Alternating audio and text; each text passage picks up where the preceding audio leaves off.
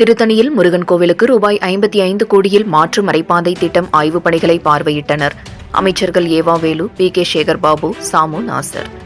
திருத்தணி சுப்பிரமணிய சுவாமி திருக்கோவில் முருகப்பெருமானின் பிரசித்தி பெற்ற 5ஆம் படை திருக்கோவிலாகும். திருக்கோவிலுக்கு தினம்தோறும் தமிழகத்தின் பல்வேறு மாவட்டங்களில் இருந்தும் மற்றும் அண்டை மாநிலமான ஆந்திரா, கர்நாடகா, தெலுங்கானா போன்ற மாநிலங்களில் இருந்தும் சுவாமி தரிசனம் செய்ய ஆயிரக்கணக்கான பக்தர்கள் வருகின்றனர். இப்படி வரும் பக்தர்கள் நலனை காக்கும் வகையில் திருத்தணி முருகன் கோவில் மலை மீது மொட்டையடிக்கும் நிலையத்திலிருந்து திருத்தணி நகராட்சி சித்தூர் சாலை முருகூர் என்ற பகுதியில் இணைக்கும் வகையில் 2 கிலோமீட்டர் தூரத்திற்கு மாற்று மழைப்பாதை சாலை மாநில நெடுஞ்சாலை மூலமாக திட்டத்தை செயல்படுத்த இந்து அறநிலையத்துறை முடிவு செய்து இதற்கான விரிவான திட்ட அறிக்கை தயார் செய்து இதற்கான ஆய்வுப் பணிகளை மலைக்கோவிலில் இன்று செய்தனர். நெடுஞ்சாலைத்துறை அமைச்சர் ஏவா வேலு, அறநிலையத்துறை அமைச்சர் பி.கே. சேகர் பாபு, சிறுபான்மையினர் நலத்துறை அமைச்சர் சாமு நாசர் இந்த பணிகளை ஆய்வு செய்த பின்பு திட்ட வரைபடத்தை பார்வையிட்டு பணிகள் தொடங்குவது குறித்து அதிகாரியின் இடத்தில் கலந்து ஆலோசித்தனர். இதனைத் தொடர்ந்து திருத்தணி முருகன் கோவிலுக்கு சென்னை மற்றும் ஆந்திரா மாநிலத்திலிருந்து வரும் பக்தர்கள் நலனுக்காக வாரத்தில் ஞாயிற்றுக்கிழமை மற்றும் முக்கிய விசேஷ நாட்களில் தமிழக அரசு பேருந்து மூலமாக திருக்கோவில் நிர்வாகம் ஏற்பாடு செய்த இலவச பேருந்து சேவையினை ரயில் நிலையத்திலிருந்து சிறப்பு பூஜைகள் செய்து அமைச்சர்கள் ஏவா வேலு கொடியசைத்து தொடக்கி வைத்தார். உடன் அமைச்சர் சேகர் பாபு, அமைச்சர் சாமு நாசர், இந்து சமய அறநிலையத்துறையின் செயலாளர் சந்திரமோகன், இந்து சமய அறநிலையத்துறையின் ஆணையர் ஸ்ரீதரன், திருவள்ளூர் அறங்காவலர் மாவட்ட ஆட்சியர் டாக்டர் பிரபுசங்கர், சட்டமன்ற உறுப்பினர் எஸ். சந்திரன் ஆகியோர் உடனிருந்தனர். இதனைத் தொடர்ந்து திருத்தணி முருகன் கோவிலுடன் இணைந்த கோட்டா ஆறுமுகசாமி திருக்கோவில் வளாகத்தில் 1 கோடி ரூபாய் மதிப்பீட்டில் நாதஸ்வரம் தவில் பயிற்சி பள்ளி புதிய கட்டிடம் திறந்து வைத்தனர் அமைச்சர்கள். இந்நிகழ்வில் செய்தியாளர்களை சந்தித்த அமைச்சர் ஏவாவேலு கூறியது, திருத்தணி சுப்பிரமணிய சுவாமி திருக்கோவிலுக்கு வருகின்ற பக்தர்களின் நலனுக்காக பல்வேறு மாநிலங்களில் இருந்தும் மற்றும் திருக்கோவில் நடைபெற ஆடி கிருத்திகை போன்ற விசேஷ நாட்களில் பங்கு பெறுவதற்கு லட்சக்கணக்கான பக்தர்கள் வருகின்றனர். அவர்களின் வசதிக்காக மலைக்கோவிலிலிருந்து மாநில நெடுஞ்சாலை இணைக்கும் வகையில் முருகூர் என்ற பகுதி வரை 2 கிலோமீட்டர் வரை சாலை அமைப்பதற்கு இந்து சமய அறநிலையத்துறை அமைச்சர் சேகர் பாபு கேட்டுக் கொண்டதற்கு இணங்க இந்த பணிகளை நெடுஞ்சாலைத்துறை மூலமாக முடித்துக் கொடுப்பதற்கு 55 கோடி ரூபாய் மதிப்பீட்டில் இந்த பணிகள் பிப்ரவரியில் தொடங்கி இந்த வருடம் டிசம்பர் வருவதற்குள் இந்த பணி முடிப்பதற்கு கேட்டுக் கொண்டதற்கு இணங்க இந்த பணிகள் தொடங்க இருக்கிறது. இதற்கான ஆய்வுப் பணிகளை இன்றும் மேற்கொண்டோம். நெடுஞ்சாலைத்துறை அமைச்சர்கள் வருகிறீர்கள், அப்போது திருத்தணியில் சாலைகள் அனைத்தும் சரி செய்யப்படுகிறது, சாலைகளுக்கு தடுப்பு சுவர்களும் வர்ணம் பூசப்படுகிறது என்ற கேள்விக்கு தரம் இல்லாத சாலை கூட போடப்படுகிறது, ஒப்பந்ததாரர்கள் மீது என்ன நடவடிக்கை எடுக்கப்படுகின்றன என்ற கேள்விக்கு தாங்கள் கேட்ட கேள்வி மூலமாக திருத்தணியில் சாலைகள் சரியில்லாமல் போட்டவர்கள் ஒப்பந்ததாரர்கள் மீது நடவடிக்கை எடுக்கப்படும். மேலும் தமிழகத்திலேயே ஒப்பந்ததாரர்கள் சாலை சரியில்லாமல் போட்டால் அவர்களிடத்தில் அபராதம் வசூல் செய்வது மற்றும் அவர்களை கருப்பு பட்டியலில் வைப்பது போன்ற நடவடிக்கைகளை ஒப்பந்ததாரர்கள் மீது எடுத்து வருகிறோம். செய்தியாளர்கள் தாங்கள் கூறியது போல் திருத்தணியில் சரியில்லாமல் போடப்பட்டுள்ள சாலைகள் குறித்தும் உடனடியாக அதிகாரிகள் கவனத்தில் ஆலோசனைக் கூட்டம் நடத்தி உடனடி நடவடிக்கை எடுப்பதற்கான அனைத்து வேலைகளையும் செய்வோம். தரமான சாலைகள் இந்தியாவிலேயே தமிழகத்தில் மட்டும்தான் போடப்படுகிறது என்று அமைச்சர் பேசினார். இந்த நிகழ்வில் திருக்கோவில் இணை ஆணையர் செயல் அலுவலர் ரமணி, அறங்காவலர் குழு தலைவர் ஸ்ரீதரன், வருவாய் கோட்டாட்சியர் தீபா, வட்டாட்சியர் மலர்விழி, அறங்காவலர் குழு உறுப்பினர்கள் மோகனன், சுரேஷ்பாபு, நாகன், உஷாரவி, பொதுப்பணித்துறை அதிகாரிகள், நெடுஞ்சாலைத்துறை அதிகாரிகள் மற்றும் திருக்கோவில் அதிகாரிகள் உள்பட பலர் உடனிருந்தனர். 7 கிரீன் நியூஸ் செய்திகளுக்காக திருத்தணி செய்தியாளர் மணிகண்டன்.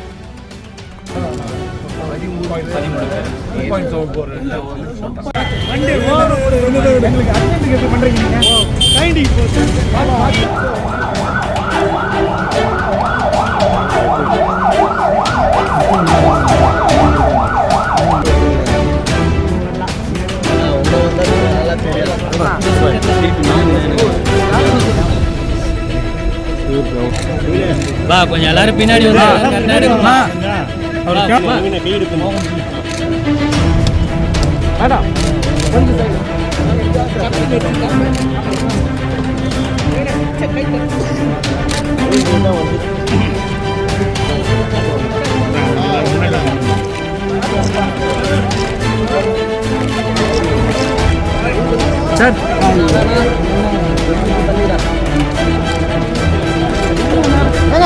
Sir sir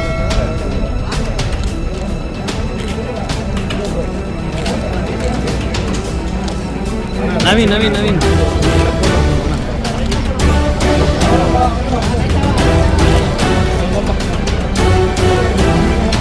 Gracias.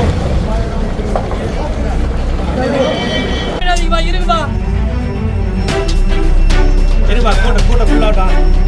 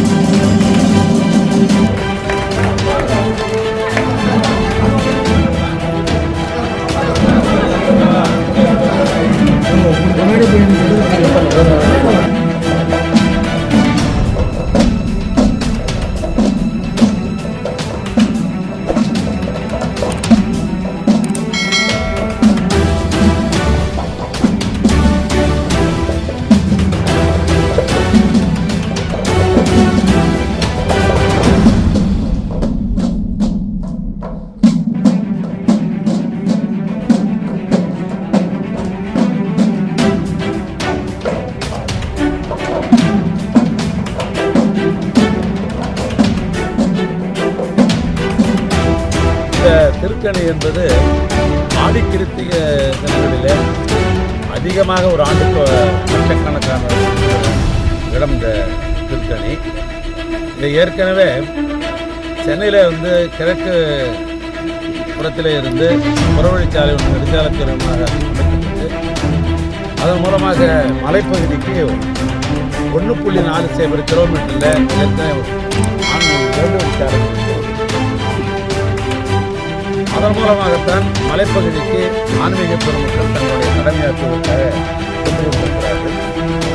இப்படிப்பட்ட சூழ்நிலையில் திருப்பதி அமைச்சர் சகோதரர் சேகர்பாபு அவர்கள் ஒரு முறைக்கு 2 முறை இந்த திருப்பதிக்கு வந்த உடனேயே இந்த தொகுதியுடைய சட்டமன்ற உறுப்பினர் நம்முடைய சந்திரன் அவர்களும் இந்த மாவட்ட அமைச்சராக இருக்கிற நம்முடைய நாசர் அவர்களும் அமைச்சரத்திலே முறையிட்டு இந்த ஒரு வழி பாதை போராது, தமிழ்நாட்டில் இருப்பவர்கள் சென்னையிலிருந்து வருபவர்கள் இந்த பாதையை பயன்படுத்துகிறார்கள், ஆந்திராவிலிருந்து பெரும் கூட்டங்கள் வருகிறது, அது மேற்கு பகுதியிலிருந்து இன்னொரு புறவழிச்சாலை மலைக்கு அமைத்தால் இன்னும் சிறப்பாக இருக்கும் என்ற அந்த கோரிக்கையை நம்முடைய அறநிலையத்துறை அமைச்சருக்கு கொடுத்தார்கள். கொடுத்ததோடு மட்டுமல்ல, சட்டமன்றத்திலே கூட சட்டமன்ற உறுப்பினர் ஒரு முறைக்கு 2 முறை கேள்விகளை எழுப்பினார்கள்.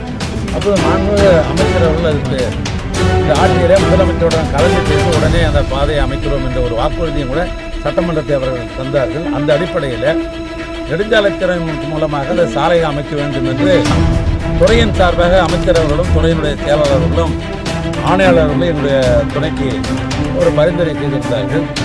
அந்த அடிப்படையில் ஏறத்தாழ ஓராண்டு காலமாக நெடுஞ்சாலைத்துறை மூலமாக நாங்கள் ஆய்வு மேற்கொண்டோம். அந்த ஆய்வை மேற்கொண்ட வகையில் நம்முடைய இந்த சித்தூர் சாலையிலிருந்து மலைக்கு போகிற சாலை என்று எடுத்துக்கொண்டோம் என்று சொன்னால் 2 கிலோமீட்டர் தூரம் இந்த சாலை அமைக்க வேண்டிய நிலை இருக்கிறது. அதற்கு தரைப்பகுதியிலிருந்து ஒரு 900 மீட்டரும் மலைப்பகுதியிலிருந்து 1100 மீட்டரும் அமைத்தா 2 கிலோமீட்டர் இதை நிலையெடுப்பு என்று எடுத்துக்கொண்டோம் என்று சொன்னால் அரசினுடைய புறம்போக்கு என்று சொன்னால் 0.52 மீட்டரும் தனியாருடைய நிலம் என்று எடுத்துக்கொண்டோம் என்று சொன்னால் 2 புள்ளி, அதாவது 7-4 ஹெக்டரும் நிலையெடுப்பு எடுக்க வேண்டிய நிலை இருக்குது. இதில் வனத்துறையை பொறுத்தளவுக்கு 2.72 ஹெக்டர் இடம் எடுக்கணும்.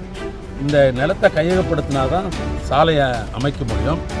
அந்த வகையிலே ஏற்கனவே நம்முடைய அறநிலையத்துறையின் சார்பாக மாவட்ட ஆட்சி அலுவலருடைய துணையோடு பரிந்துரையோடு ஏன்னு கேட்டால் வனப்பகுதியிலேருந்து இந்த இடம் எடுக்கணும்னு சொன்னோம்னாக்கா வேறு ஒன்றும் இல்லை, ஒரே விதி தான். ஒரு பங்கு இடம் எடுத்தால் 2 பங்கு இடத்த ஒப்படைக்கணும்.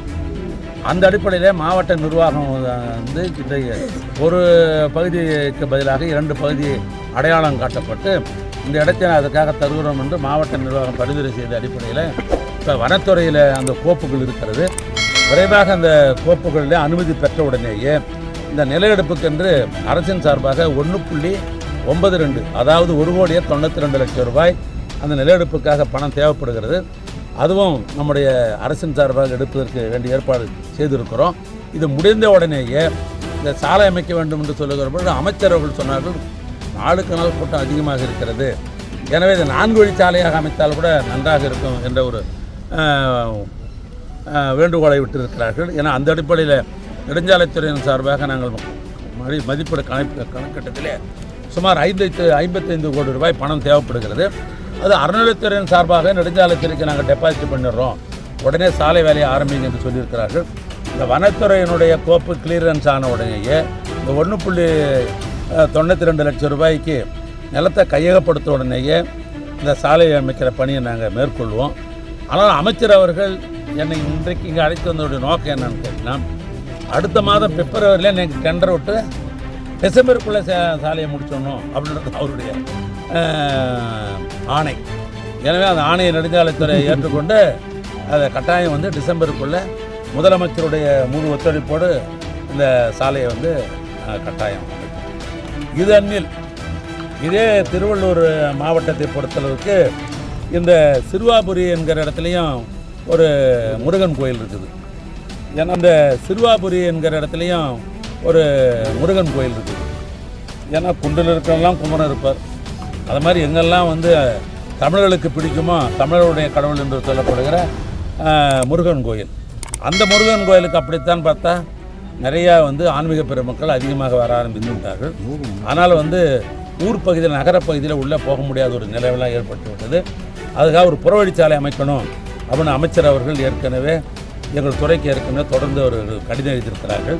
அந்த அடிப்படையில் தான் இந்த நிகழ்வுக்கு பின்னால் தொடர்ந்து அந்த சிறுவாபுரி என்கிற அந்த திருத்தல பகுதிக்கு போய் இந்த சாலை அமைப்பது குறித்து ஆய்வு செய்வதற்காக இதனோடு எங்களுடைய தலைமை பொறியாளர், அதை போன்ற கண்காணிப்பு பொறியாளர், கோட்டப் பொறியாளர் எல்லாம் வந்திருக்கிறார்கள். அதோடு எங்களுடைய தலைமை பொறியாளர், அதை போன்ற கண்காணிப்பு பொறியாளர், கோட்டப் பொறியாளர் எல்லாம் வந்திருக்கிறார்கள். எனவே அந்த ஆய்வை மேற்கொண்டு அநேகமாக இந்த டிசம்பருக்குள்ளே இதனோடு சேர்ந்து அதிகம் முடிப்பதற்கு அரசு முயற்சி செய்யும். சார், இப்போ திருத்தணி ஃபுல்லாக வந்து இந்த கோயிலுக்கு வரக்கூடிய சாலைகள்லாம் வந்து ரொம்ப மோசமாக இருக்குது. டெண்டர் விடப்பட்டு செய்யப்பட்ட சாலைகள் எல்லாமே வந்து முழுமை பெறாமல் இருக்குது. இது வந்து இன்றைக்கி நீங்கள் வரீங்கன்னு சொல்லிட்டு நிறைய இடத்துல பெயிண்ட் அடிச்சிருக்காங்க, ஒட்டு போட்டிருக்காங்க, சாலை பண்ணியிருக்காங்க. இது பக்தர்களுக்கு வந்து தொடர்ந்து ஒரு தொல்லையாக தான் இருக்குது. இது வந்து செய்கிற வந்து அந்த ஒப்பந்ததாரர்கள் மீது எதுவும் நடவடிக்கை எடுக்கப்பட்டிருக்கா? இந்த பணிகள் முடிக்கப்படுறதுக்கான ஒரு கால நிர்ணயம் அவங்களுக்கு கொடுக்கப்பட்டிருக்கா? நீங்கள் சொல்லுகிற இந்த கேள்வியே நான் அது ஒரு செய்தியாக எடுத்துக்கொண்டு துறையின் சார்பாக உடனே சம்பந்தப்பட்ட கோட்ட பொறியாளரை அழைத்து ஆய்வு செய்து எந்தெந்த பணிகளெல்லாம் முடிபெறவில்லையோ அந்த பணிகளை முடிவு செய்வதற்கு ஏற்பாடு செய்யணும். ஒன்று, நெடுஞ்சாலைத்துறை பொறுத்தளவுக்கு அந்த குறிப்பிட்ட ஒப்பந்த காலத்துக்குள் அந்த சாலை முடிக்கப்படவில்லை என்று சொன்னால் தமிழ்நாட்டில் எங்கே இருந்தாலும் திருத்தணியும் கிடையாது, எங்கே இருந்தாலும் சரி அவளுக்கு வந்து நாங்கள் ஃபைன் போடுவோம். ஒரு முறைக்கு 2 முறை அறிவுரை சொல்லுவோம், ஃபைன் போடுவோம். அதுக்கு பின்னால் கடைசி அவனுக்கு பிளாக் லிஸ்ட்டே பண்ணிவிடுவோம். இப்படி தான் தமிழ்நாட்டில் இந்த ஆட்சி வந்த உடனே தான் செல்லுகிற அதிகாரியாக இருக்கட்டும், உங்களை போன்ற நம்முடைய பத்திரிகை பாசமுள்ள பத்திரிகை நண்பராக இருக்கட்டும், இந்த துறையை பாராட்டி கொண்டிருக்கிறாங்க. இது வரைக்கும் இல்லாத அளவுக்கு தமிழ்நாட்டில் நெடுஞ்சாலை மிக சிறப்பாக செய்து கொண்டிருக்கிறார் என்று சொல்லுகிறார்கள். அது எந்த ஒரு அதிகமாக கொடுக்குற இடத்துல இன்னும் அதிக கவனம் இருக்கணும். எனவே அப்படி ஏதாவது மெத்தனை போக்கில் எங்கள் அதிகாரிகள் இருப்பார்கள் நான் கட்டாயம் நடவடிக்கை எடுப்பேன். இந்த நீங்கள் சொன்ன இந்த வந்து 2 தினங்களிலேயே அவைகள்லாம் பூர்த்தி செய்வதற்கு இவங்களுக்கு மின்சாரத்துறை